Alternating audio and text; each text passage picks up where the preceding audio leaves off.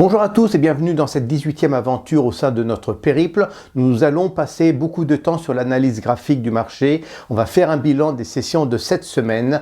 Et cette semaine nous a offert quelques sueurs froides, même si cela ne nous concerne pas, puisque selon notre modèle solide, nous sommes toujours dans un momentum baissier. Et heureusement pour nous, puisque nous n'avons pas pris position. Alors cette semaine reste quand même assez spectaculaire.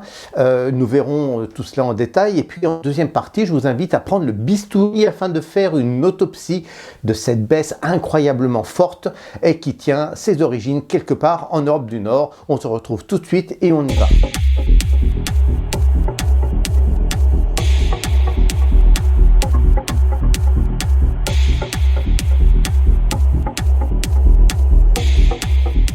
Et rapidement, nous nous tournons du côté du marché. La semaine dernière, nous nous sommes quittés. Je dois dire que j'étais persuadé que nous allions rentrer dans un momentum haussier. J'avais même osé parler du bull run par excès d'optimisme.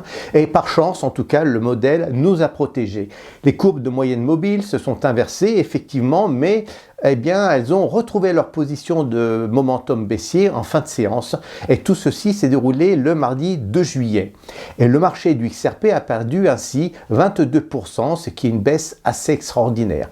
L'occasion a été de préciser que nous devons absolument atteindre la fin de la session avant de faire un bilan, avant de constater l'inversement, le revirement de tendance.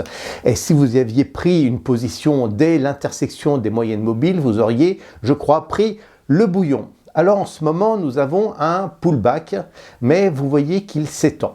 Et nous passons tout de suite à cette deuxième partie de notre semaine. Mais qu'est-ce qui s'est donc passé, nom d'une pipe? Faisons l'autopsie d'une baisse spectaculaire. En fait, c'est un scénario qui s'est dénoué en Grande-Bretagne. Ce pays ne peut pas finir l'année 2024 sans organiser des élections législatives et il était dans l'esprit de chacun que septembre, la belle rentrée d'automne, devait accueillir l'organisation de ces élections. Mais le Premier ministre britannique, héros shakespearien, décide à la veille d'un week-end d'organiser tout ceci pour la semaine d'après, la semaine suivante, le 4 juillet. Alors ce génie a donc avancé la date de ces élections alors que les travaillistes, l'opposition est au sommet de leur popularité. Une victoire totale pour les travaillistes menée par Keir Starmer sont donc donnés gagnants déjà au 28 juin dans tous les sondages. Or, le programme des travaillistes accueille une mesure phare, celle qui leur a donné une victoire. Financer les projets sociaux par une taxation qui supprime toutes les niches fiscales. Et puis aussi supprimer, bien sûr, ces niches fiscales en s'assurant qu'il n'y aura pas d'évasion fiscale. Et dès lors, les choses s'organisent sur le terrain. C'est la réaction des marchés à risque qui est constatée en premier lieu. Et comme le XRP est un marché à risque, c'est lui qui va en pâtir également. Alors supprimer les niches fiscales signifie en fait imposer une taxation sur les transactions financières. Et l'histoire des taxations sur les transactions est une vieille histoire, en tout cas en Europe. Elle existe dans l'Union européenne, mais elle n'est pas du tout en activité, elle est inexistante en Grande-Bretagne. Et les Britanniques appelle ceci la taxe Robin des Bois. L'idée est de prendre aux plus riches afin de financer le social, les soins de santé, les constructions immobilières publiques, l'investissement public, bref, en fait, faire du keynésianisme. Alors la Grande-Bretagne est, doit-on le rappeler, l'une des plus importantes puissances financières du monde. Et ainsi, lorsque nous regardons le marché, en particulier les périodes de 4 heures, nous constatons que c'est le lundi noir pour le XRP. Alors que nous sommes en plein momentum haussier, les demandes du XRP vont toutes être absorbées par les ventes venant de Grande-Bretagne. Le marché reste ainsi assez stable, mais 13 millions de jetons sont vendus et trouvent preneur assez facilement. Et c'est le jour d'après qui devient problématique. Cette fois, c'est 34 millions de jetons qui sont vendus sous tension du marché. Et le mercredi 3 juillet, nous passons en momentum baissier et les demandes de jetons disparaissent. Les négociations sont ainsi verrouillées à des prix extrêmement bas. C'est 150 millions de jetons qui sont jetés. Et le 4 juillet, jour des élections en Grande-Bretagne, on bat un record. C'est 105 millions de jetons qui sont bradés sur le marché. En 4 jours, donc, nous avons 270 millions de XRP qui sont échangés contre 102 millions d'euros. Et c'est assez énorme.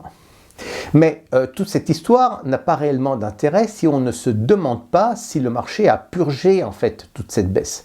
Après tout, nous sommes survendus lorsqu'on regarde le RSI. Alors, est-ce que cela serait une bonne nouvelle, une bonne idée pour nous de se positionner?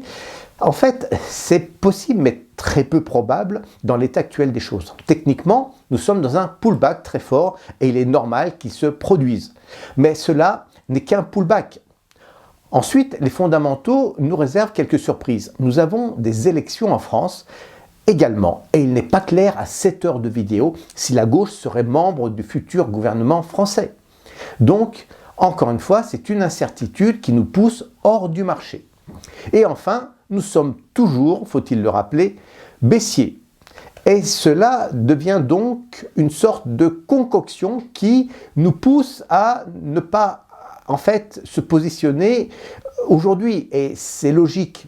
Notre comportement, notre posture est d'attendre un revirement de situation, un revirement de momentum. Or, il n'y est pas encore.